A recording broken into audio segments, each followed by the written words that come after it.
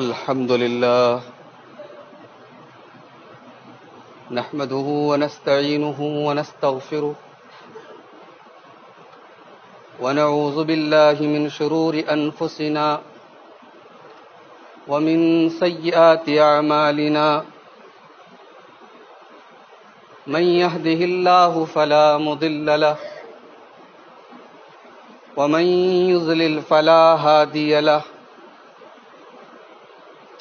وأشهد أن لا إله إلا الله وحده لا شريك له وأشهد أن محمدا عبده ورسوله يا أيها الذين آمنوا اتقوا الله حق تقاته ولا تموتن إلا وأنتم مسلمون يا أيها الناس اتقوا ربكم الذي خلقكم من نفس واحدة وخلق منها زوجها وبث منهما رجالا كثيرا ونساء واتقوا الله الذي تساءلون به والأرحام إن الله كان عليكم رقيبا يا أيها الذين آمنوا اتقوا الله وقولوا قولا سديدا يصلح لكم أعمالكم ويغفر لكم ذنوبكم ومن يطع الله ورسوله فقد فاز فوزا عظيما أما بعد فإن خير الحديث كتاب الله وخير الهدي هدي محمد صلى الله عليه وسلم وشر الأمور محدثاتها وكل محدثة بدعة وكل بدعة ضلالة وكل ضلالة في النار أعوذ بالله من الشيطان الرجيم بسم الله الرحمن الرحيم يا أيها الإنسان ما غرك بربك الكريم الذي خلقك فسواك فعدلك في أي صورة ما شاء ركبك. محترم حاضرین جمعہ، دینی و ملی بھائیوں، محترم بزرگوں، اللہ تبارک و تعالی نے ہمیں اور آپ کو بے شمار نعمتوں سے نوازا. اس کی نعمتیں اتنی ہیں کہ دنیا کا کوئی کیلکولیٹر اس کا حساب نہیں کر سکتا. دنیا کی کوئی میتھمیٹکس، کوئی گڑت اللہ تبارک و تعالیٰ کی نعمتوں کو گن نہیں سکتی، کاؤنٹ نہیں کر سکتی.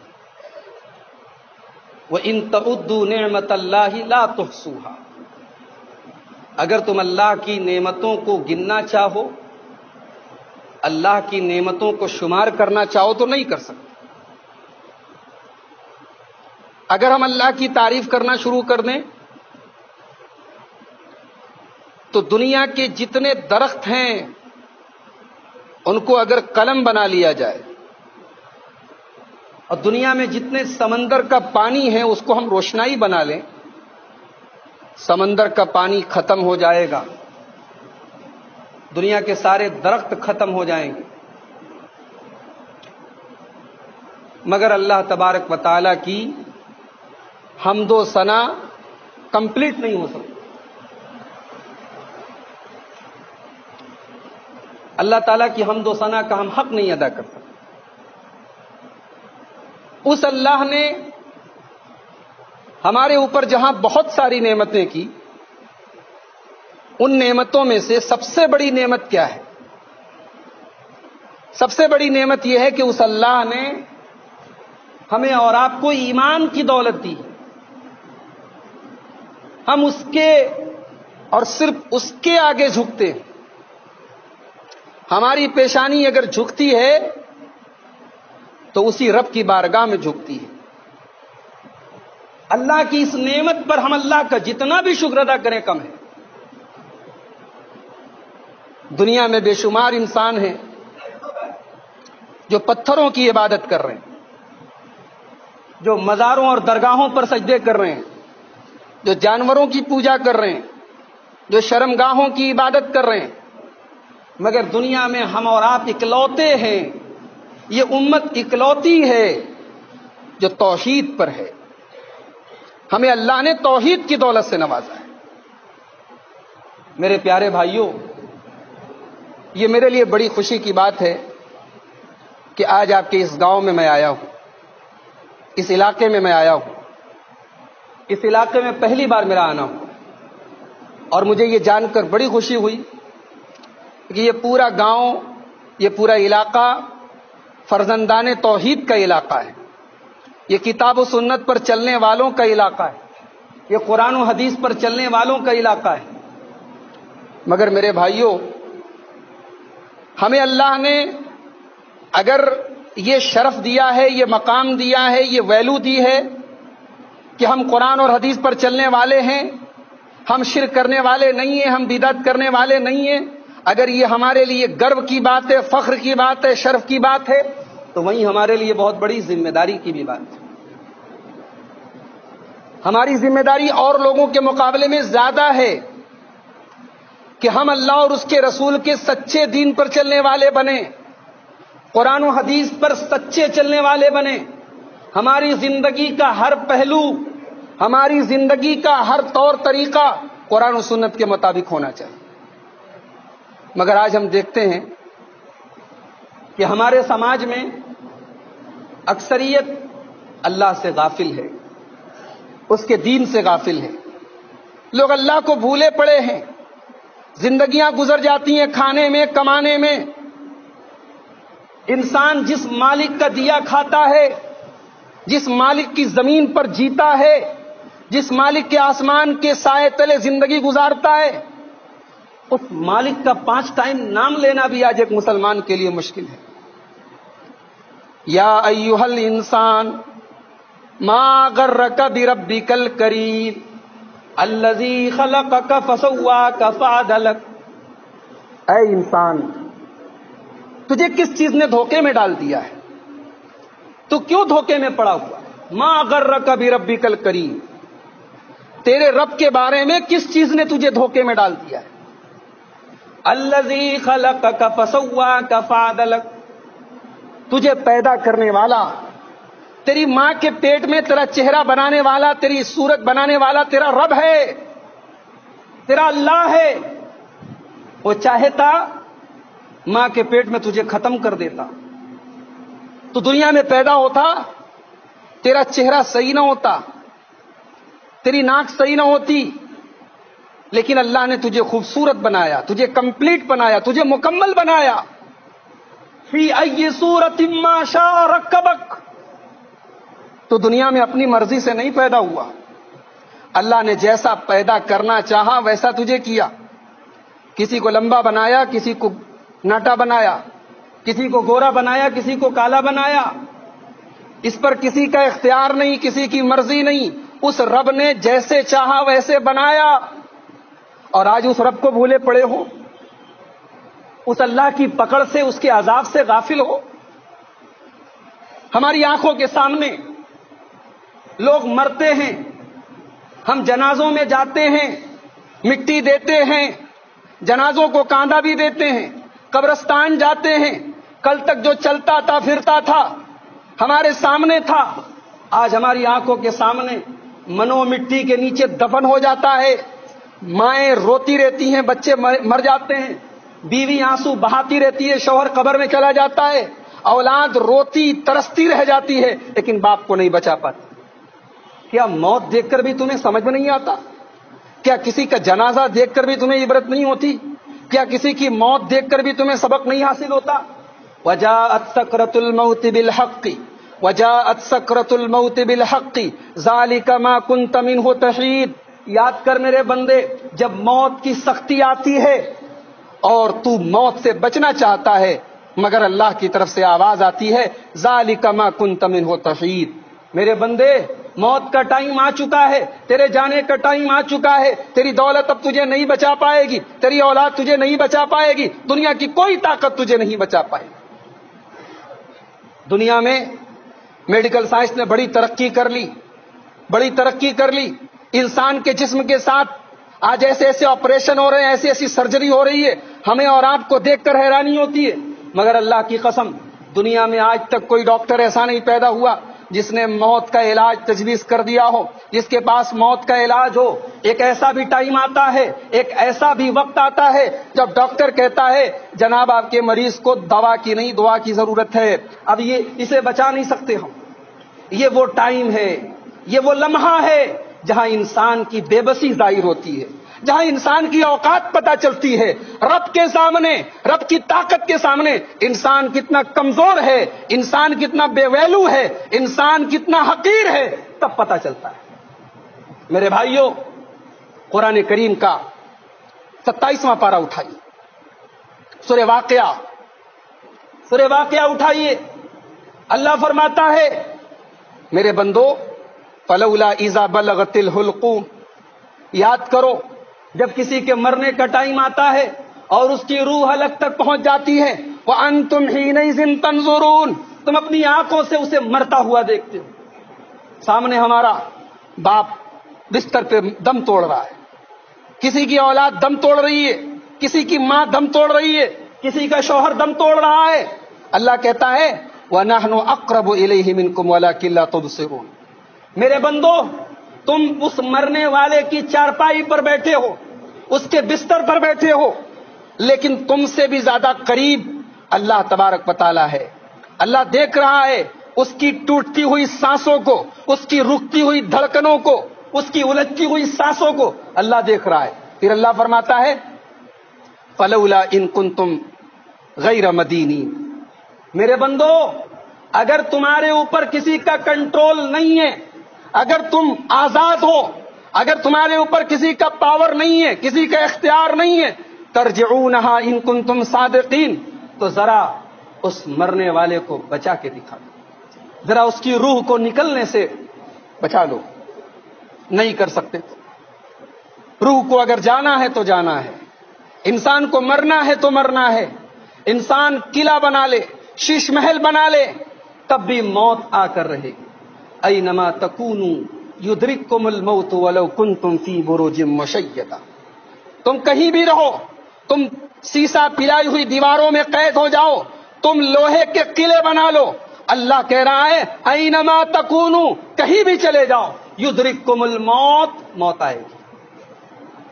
اگر موت سے کسی کو چھٹکارا ہوتا، اگر موت سے کوئی بچ سکتا تھا تو شاید اللہ اپنے نبیوں کو بچا لیتا، اپنے رسولوں کو بچا لیتا، کہ پوری دنیا میں اللہ کے تمام بندوں میں اللہ کے سب سے چہیتے بندے، اللہ کے سب سے برگزیدہ بندے اللہ کے رسول ہوتے ہیں، اللہ کے انبیاء ہوتے ہیں، اللہ کے پیغمبر ہوتے ہیں۔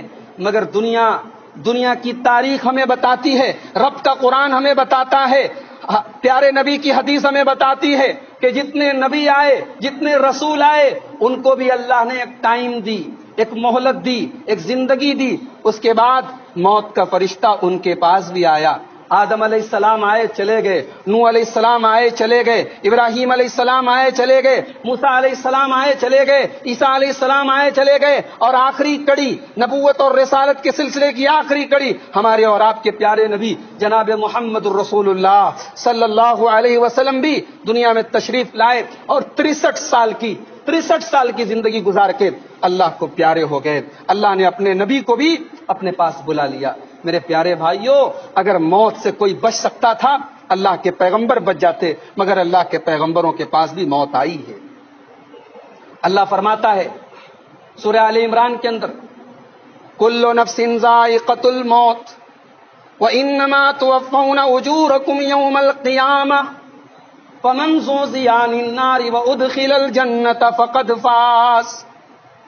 میرے بندو، کل نفس ذائقۃ الموت، ہر نفس کو مرنا ہے، ہر جاندار کو مرنا ہے، جس کے اندر جان ہے، جس کے اندر زندگی ہے، ایک نہ ایک دن اس کی زندگی کو ختم ہونا ہے، ایک دن بے جان ہونا ہے۔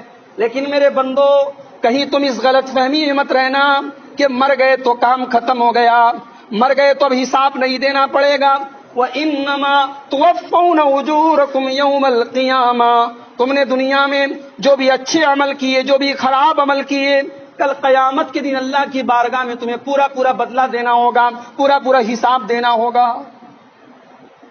قیامت کے دن پورا حساب دینا ہوگا۔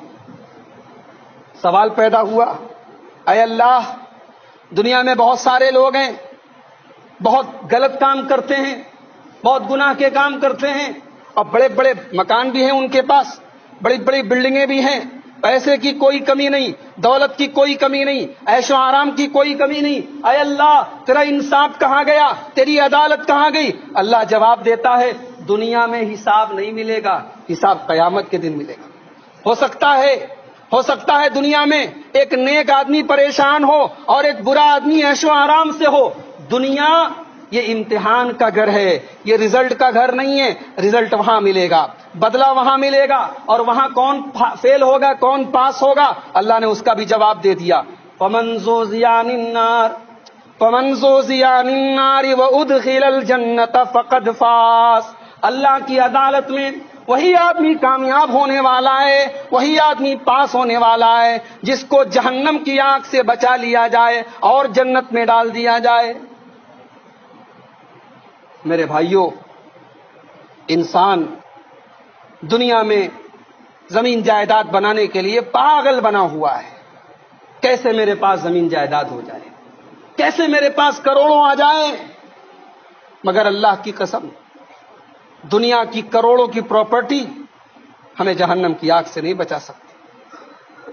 ہمیں جنت میں پراپرٹی بنانے کی ضرورت ہے، ہمیں جنت میں اپنا گھر بنانے کی ضرورت ہے۔ اور جنت میں گھر کیسے بنے گا؟ جب ہم رب کے دین کی طرف پلٹیں گے، جب ہم رب کی شریعت کی طرف پلٹیں گے، جب قرآن و حدیث کی طرف پلٹیں گے۔ اور یہ کب ہوگا؟ جب ہم اپنی حقیقت کو یاد کریں گے، اپنی زندگی کے مقصد کو پہچانیں گے۔ اللہ نے ہمیں صرف کھانے کمانے اور روزی روٹی کے لیے پیدا نہیں کیا ہے۔ وَمَا خَلَقْتُ الْجِنَّ وَالْإِنسَ إِلَّا لِيَعْبُدُونَ، میرے بندو ہم نے تمہاری تخلیق کی، تمہیں پیدا کیا، پیدا کرنے کا مقصد کیا تھا؟ تم یہاں رہو، کھاؤ، کماؤ اور چلے جاؤ؟ نہیں، پیدا کرنے کا مقصد یہ ہے، تمہاری تخلیق کا مقصد یہ ہے، تمہاری تخلیق کا مقصد یہ ہے کہ تم صرف اور صرف اللہ کی عبادت کرو، اس کی عبادت کرو، اس کو راضی کرو، اس کے لیے جیو، اسی کے لیے مرو۔ شاعر نے کہا ہے میری زندگی کا مقصد تیرے دین کی سرفرازی، میں اسی لیے مسلمان، میں اسی لیے نمازی، اور اسی لیے اللہ اپنے نبی کے ذریعے قرآن میں کہلواتا ہے قل ان صلاتی و نسکی و محیایا و مماتی للہ رب العالمین۔ اے نبی آپ فرما دیں میرا جینا، میرا مرنا، میری نماز، میری قربانی سب اللہ کے لیے۔ مگر آج ہم بھولے پڑے ہیں، آج غافل ہیں ہم۔ دنیا کی بڑی نالج ہمارے پاس، دنیا کی بڑی معلومات ہے، آخرت کے بارے میں زیرو ہیں، آخرت کے بارے میں زیرو ہیں، اللہ کے بارے میں کچھ نہیں جانتے، رسول کے بارے میں کچھ نہیں جانتے، دین کے بارے میں کچھ نہیں جانتے۔ اور کوئی کہتا ہے تو ہم جواب دیتے ہیں ہمارے مولانا لوگ تو ہیں، ہمارے علماء تو ہیں۔ میرے بھائیوں، دین کو جاننا، دین کا علم حاصل کرنا، معاف کیجئے، یہ علماء ہی کا کام نہیں ہے، یہ صرف علماء کا کام نہیں ہے، آپ سب کی ذمہ داری ہے، ہم سب کی ذمہ داری ہے، ہم اپنے رب کو پہچانیں، اپنے رسول کو پہچانیں، اپنے دین کو پہچانیں۔ اللہ کے پیارے نبی فرماتے ہیں جب بندہ انتقال کرتا ہے، جب بندے کی موت ہوتی ہے، بندہ جب قبر میں جائے گا تو قبر میں 3 سوال پوچھے جائیں گے۔ قبر میں 2 فرشتے آئیں گے، ایک کا نام منکر، ایک کا نام نکیر۔ دونوں فرشتے 3 سوال کریں گے، من ربوں کا، تیرا رب کون ہے؟ ماں دینوں کا، تیرا دین کیا ہے؟ اور من نبیوں کا، تیرے نبی کون ہے؟ صرف 3 سوال۔ یہ ٹیسٹ ہوگا، امتحان تو قیامت کے دن ہوگا، یہ قبر میں ٹیسٹ ہو رہا ہے۔ 3 سوال۔ اگر آدمی کا ایمان صحیح ہے، اگر آدمی نے دنیا میں دین کا علم حاصل کیا ہے تو 3 سوال کا صحیح سے جواب دے دے گا۔ اور خالی دنیا کمانے میں لگا رہا، آخرت سے غافل رہا تو کسی سوال کا جواب نہیں دے پائے گا۔ اور جو جواب دے گا فرشتے اس سے پوچھیں گے تجھے کیسے پتا چلا؟ تجھے کیسے پتا چلا کہ تیرا رب اللہ ہے؟ تجھے کیسے پتا چلا تیرا دین اسلام ہے؟ تجھے کیسے پتا چلا کہ تیرے نبی محمد صلی اللہ علیہ وسلم ہیں؟ تو بندہ کہے گا تلوت کتاب اللہ، میں نے اللہ کی کتاب کو پڑھا تھا، میں نے قرآن کو پڑھا تھا، میں نے نبی کی حدیثوں کو پڑھا تھا، میں نے اس کو سمجھا تھا، میں نے اس کو سمجھنے کی کوشش کی۔ افسوس ہوتا ہے آج ہمارے علاقوں میں دینی ادارے ہوتے ہیں، آج ہمارے علاقوں میں دینی مدرسے ہوتے ہیں، ہم ان مدرسوں سے، ان دینی اداروں سے اپنے بچوں کو تعلیم نہیں دیتے۔ ہم نے تو دین نہیں حاصل کیا، ہم خود دین کے علم سے دور رہے ساری زندگی، ہم اپنے بچوں کو بھی، جبکہ ہمیں پتا ہے کہ آنے والا دور کہاں جا رہا ہے، دین سے کیسے لوگ دور ہو رہے ہیں، قرآن اور حدیث سے کیسے لوگ دور ہو رہے ہیں، اس کے باوجود ہم اتنے بے حس ہیں، اتنے مردہ ہیں، ہمارے دل اور دماغ اتنے مردہ ہو چکے ہیں کہ آج یہ دینی ادارے آج ہمارے علاقوں میں بھی ہوتے ہیں، ہم ان کی خیر خبر نہیں لیتے، ہم اپنے بچوں کو وہاں پڑھانا بھی نہیں چاہتے۔ میرے بھائیوں، ہمارا بیٹا انجینئر بن جائے دنیا کمائے گا، ڈاکٹر بن جائے دنیا کمائے گا، مگر اگر ہمارا بیٹا دین کا تھوڑا بہت بھی اگر علم حاصل کر لے گا تو کم سے کم جب ہم مریں گے، جب ہمارا انتقال ہوگا تو جنازے کی نماز تو ڈھنگ سے پڑھ پائے گا، کم سے کم دعائیں مغفرت تو اپنے باپ کے لیے کر پائے گا۔ ارے وہ بیٹا ہی کیا جو انجینئر بن گیا، جو کمانے لگا، جو اپنے باپ کو لاکھوں لا کے دینے لگا، مگر باپ کے مرنے پر اس لائق بھی نہیں ہے کہ باپ کا جنازہ رکھا ہے، جنازے کی نماز ہو رہی ہے، اسے یہ بھی پتا نہیں کہ جنازے کی نماز میں مجھے کیا پڑھنا ہے، مجھے اپنے باپ کے لیے کیسے مغفرت کی دعا کرنی۔ میرے بھائیوں، آج میں آیا، مجھے معلوم ہوا آپ کے گاؤں میں ایک میت ہوئی ہے، ایک عبد الرحمان بھائی ہمارے اس گاؤں کے جو دبئی میں رہتے تھے، وہاں ان کا انتقال ہوا اور غالباً آج ان کی باڈی بھی آنے والی ہے۔ میں ان کے حق میں دعا کرتا اللہ ان کی مغفرت فرمائے، ان کے گھر والوں کو صبر کی تلقین دے۔ مگر میرے بھائیوں، آج جنازے تو روزانہ ہی کوئی نہ کوئی مرتا رہتا ہے، کبھی چھوٹا مرتا ہے، کبھی بڑا مرتا ہے، کبھی کسی بزرگ کی میت اٹھتی ہے، کبھی کسی بچے کی میت اٹھتی ہے، مگر اللہ کی قسم ہم موت سے بھی عبرت حاصل نہیں کرتے۔ اللہ کے پیارے نبی صلی اللہ علیہ وسلم اپنے صحابہ کے ساتھ ایک انصاری صحابی کے جنازے میں شامل ہیں۔ یہ ابن ماجہ کی صحیح روایت ہے، ابن ماجہ کتاب الجنائز کے اندر یہ روایت موجود ہے۔ اللہ کے نبی صلی اللہ علیہ وسلم جنازے میں ہیں، صحابہ بھی بیٹھے ہوئے ہیں، اللہ کے نبی بھی بیٹھے ہوئے ہیں، جنازے کو قبر میں اتارا جا رہا ہے۔ اچانک اللہ کے پیارے نبی صلی اللہ علیہ وسلم رونے لگتے ہیں، زار و قطار آپ کی آنکھوں سے آنسو بہنے لگتے ہیں، اور آپ کو روتا ہوا دیکھ کر آپ کے تمام صحابہ بھی رونے لگتے ہیں۔ اس کے بعد اللہ کے نبی فرماتے ہیں، اے میرے صحابہ لمثل ھذا فاعدوا یا اخوانی، اے میرے صحابہ، اے میرے بھائیوں، یہاں کے لیے تیاری کرو، یہاں تمہیں آنا ہے، اس قبر میں سب کو آنا ہے، اس تنگ کوٹری میں، اس کال کوٹری میں تمہیں آنا ہے۔ یہاں گرمی لگے گی تو کوئی پنکھا نہیں ہوگا، یہاں اندھیرا ہوگا تو کوئی لائٹنگ کا انتظام نہیں ہوگا، یہاں تمہاری مدد کے لیے تمہارے اولاد نہیں آئے گی، تمہارے بھائی بندو نہیں آئیں گے۔ اللہ کے پیارے نبی فرماتے ہیں، اذا مات الانسان، جب انسان مرتا ہے تین چیزیں اس کے پیچھے پیچھے ہوتی ہیں، ایک مال ہوتا ہے، ایک گھر والے ہوتے ہیں، اور ایک اس کا عمل ہوتا ہے۔ مال تو مرتے ہی اپنا رشتہ توڑ دیتا ہے، ادھر آدمی مرا ادھر مال دوسروں کا ہو گیا، مرتے ہی مال دوسروں کا ہو گیا، پراپرٹی کا وارث کوئی اور ہو گیا، دولت کا وارث کوئی اور ہو گیا۔ انسان مرا، مال نے رشتہ توڑ دیا، لیکن اولاد کچھ ساتھ دیتی ہے، گھر والے کچھ ساتھ دیتے ہیں، کفن کا انتظام کرتے ہیں، دفن کا انتظام کرتے ہیں، 2-3 دن تک آنسو بہاتے ہیں، اس کے بعد وہ بھی بھول جاتے ہیں، اس کے بعد وہ بھی آپ کے کوئی کام نہیں آتے۔ لیکن قبر کی منزل میں، آخرت کی منزل میں، پل صراط کی منزل میں اگر کوئی چیز کام آنے والی ہے میرے بھائیوں، وہ ہمارا اور آپ کا نیک عمل کام آنے والا ہے۔ کیا ہم اس کے لیے تیاری کر رہے ہیں میرے بھائیوں؟ صحابہ کرام کی زندگیاں آپ دیکھیں، حضرت عمر فاروق رضی اللہ عنہ کو دیکھیے، حضرت عمر فجر کی نماز پڑھا رہے ہیں، اچانک ابو لولو نام کے ایک آدمی نے خنجر سے حملہ کیا، حضرت عمر کے پیٹ پر حملہ کیا، حضرت عمر گر پڑے، فوراً جیسے ہی گرے آپ کے ٹھیک پیچھے عبد الرحمن بن عوف رضی اللہ عنہ نماز پڑھ رہے تھے، ان کو پکڑ کے آگے بڑھایا، عمر فاروق مصلی پر گرے ہیں، امیر المومنین، لاکھوں مربع میل سلطنت کے اکیلے فرما روا، اور اسلام کے مسلمانوں کے دوسرے خلیفہ مسلح پر گرے ہیں، مگر اللہ کی قسم نماز نہیں رکی ہے، نماز نہیں توڑی گئی ہے، نماز جاری ہے، نماز کنٹینیو ہے۔ عبد الرحمن ابن عوف جلدی جلدی نماز پڑھاتے ہیں۔ ابو لولو نے حضرت عمر کو خنجر مارنے کے بعد کئی اور لوگوں کو بھی خنجر مارا، اور خود اپنے آپ کو بھی مار کے وہیں پر وہ گر گیا، خودکشی کر لی، اس نے آتم ہتیا کر لی۔ نماز ختم ہوتی ہے، حضرت عمر فاروق رضی اللہ تعالیٰ عنہ کو ان کے گھر لے کے آتے ہیں، حکیموں کو بلایا جاتا ہے، طبیبوں کو بلایا جاتا ہے۔ وہ زمانہ میڈیکل سائنس کی ترقی کا زمانہ نہیں ہے، اور سرجری اور آپریشن کا زمانہ نہیں ہے، دوائیں ہوتی تھی، حکیم لوگ دوائیں دیتے تھے۔ عمر فاروق کو دوائیں دی گئیں، دوائیں دی جا رہی ہیں، لیکن عمر فاروق کے منہ میں دوا ڈالی جا رہی ہے، دوائیں باہر نکل جا رہی ہیں، اتڑیاں کٹ چکی ہیں، کوئی چیز پیٹ تک نہیں جا پا رہی ہے، کوئی چیز ہضم نہیں ہو پا رہی ہے۔ عمر فاروق کو یقین ہو گیا کہ اب میرا آخری ٹائم ہو چکا ہے۔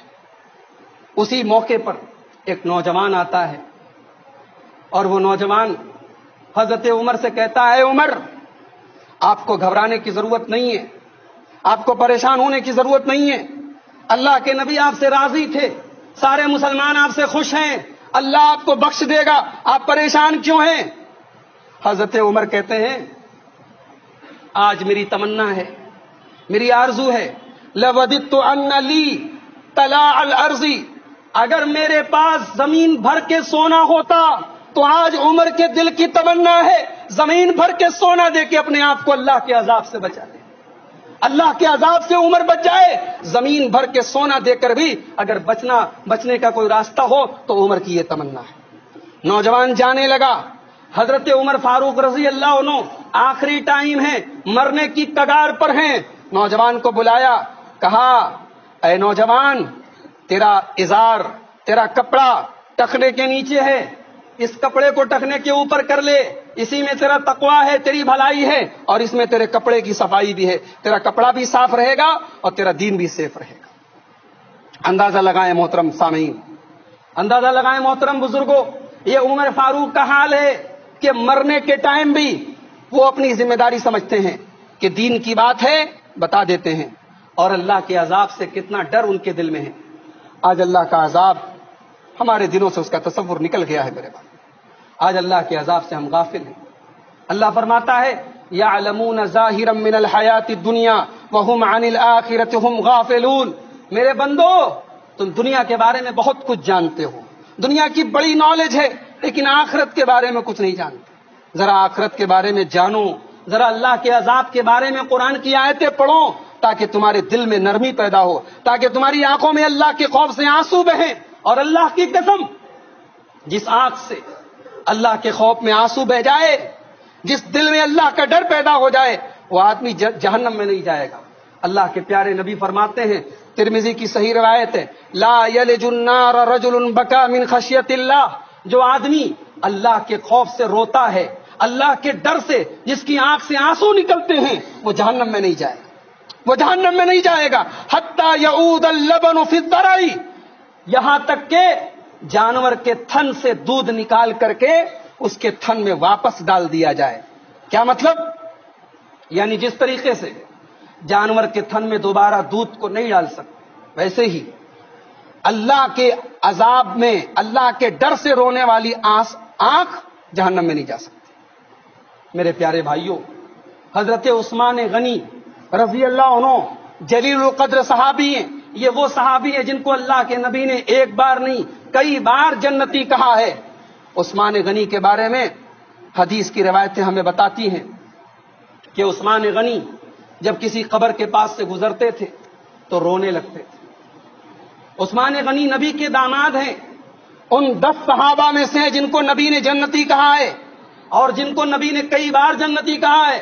عثمان غنی قبرستان سے گزرتے تھے، رونے لگتے تھے۔ صحابہ نے پوچھا، ان کے ساتھیوں نے پوچھا، عثمان غنی آپ قبرستان کے پاس کیوں رونے لگتے ہیں؟ کسی قبر کو دیکھتے ہیں کیوں رونے لگتے ہیں؟ آپ جنت کی بات پر تو نہیں روتے ہیں، جہنم کی بات پر تو نہیں روتے ہیں، قبرستان کو دیکھ کر کیوں رونے لگتے ہیں؟ حضرت عثمان غنی کہتے ہیں، میں اس لیے رونے لگتا ہوں کیونکہ میں نے اپنے نبی محمد الرسول اللہ صلی اللہ علیہ وسلم کو یہ فرماتے ہوئے سنا ہے ان القبر اول منزل من منازل الاخرہ، قبر آخرت کی پہلی منزل ہے، قبر آخرت کی پہلی سیڑھی ہے، جو اس سے بچ گیا اس کے لیے آگے کی منزل آسان ہے۔ میں اسی لیے قبر کو دیکھ کے رونے لگتا ہوں۔ میرے بھائیوں، آج ہم قبر بھی دیکھتے ہیں، قبر میں اپنے ہاتھوں سے دفن بھی کرتے ہیں، اپنی آنکھوں سے ہم کسی کو مرتے ہوئے بھی دیکھتے ہیں، مگر پھر بھی ہمیں عبرت نہیں حاصل ہوتی، ہمیں نصیحت حاصل نہیں ہوتی۔ اللہ ہم پر رحم فرمائے۔ ایک آخری بات بیان کر کے بات ختم کرتا ہوں۔ اللہ نے ہمیں سے ہر انسان کے اوپر 2 فرشتے مقرر کیے۔ پانی ہے پانی۔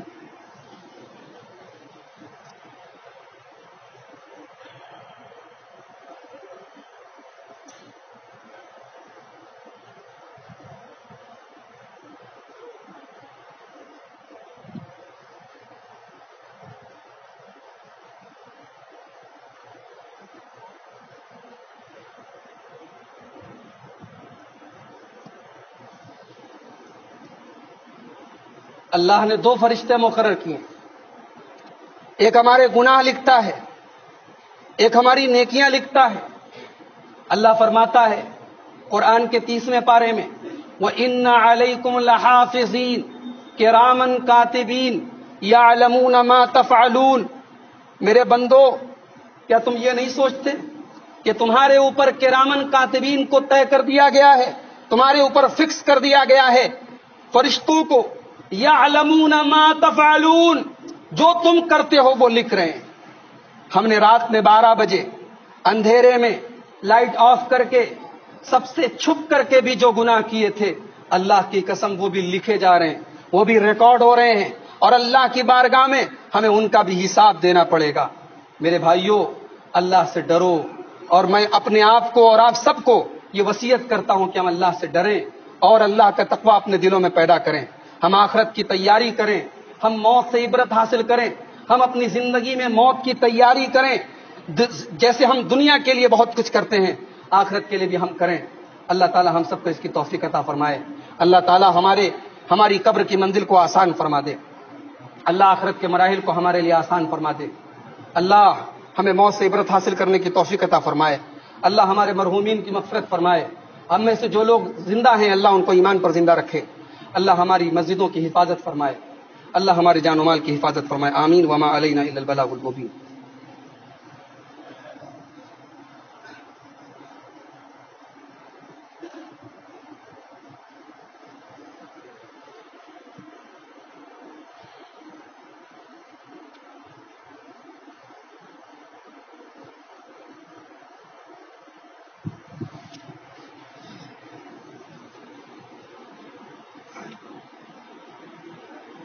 الحمد للہ کفا وسلام علی عبادہ الذین اصطفى، اما بعد، قال اللہ سبحانہ وتعالی اعوذ باللہ من الشیطان الرجیم، بسم اللہ الرحمن الرحیم۔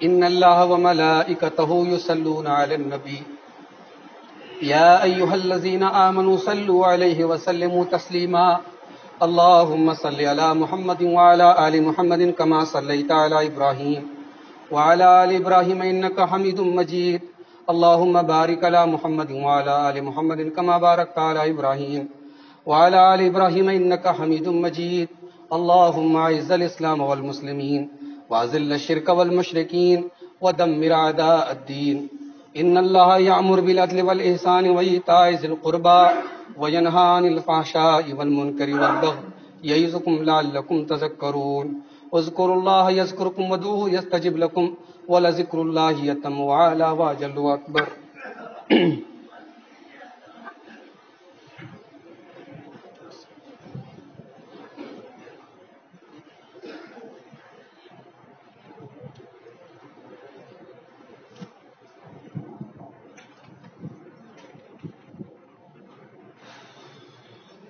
اللہ اکبر، اللہ اکبر، اشہد ان لا الہ الا اللہ